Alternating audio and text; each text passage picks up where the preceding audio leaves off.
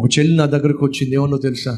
అన్నయ్య, నా వల్ల కావట్లేదు అన్నయ్య, ఈ శోధన నేను జయించలేకపోతున్నానయ్యా అన్నయ్య, అపవిత్రమైపోతున్నాను అన్నయ్య అని చెప్పింది.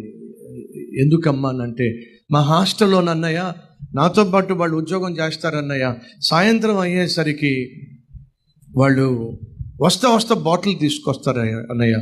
అన్నయ్య, ప్రార్థన చేస్తే దేవుడు ఆలకించి ఎవరినైనా బాగు చేస్తాడు కదా అన్నయ్య.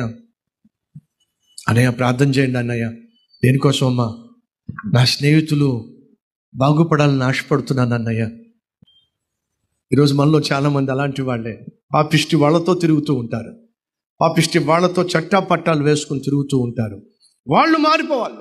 నో, ముందు నువ్వు విడిచిపెట్టావు నీ పరిశుద్ధతను పాడు చేసే స్నేహితులను, నీ సాక్ష్యాన్ని పాడు చేసేటటువంటి ప్రజలను విడిచిపెట్టావు.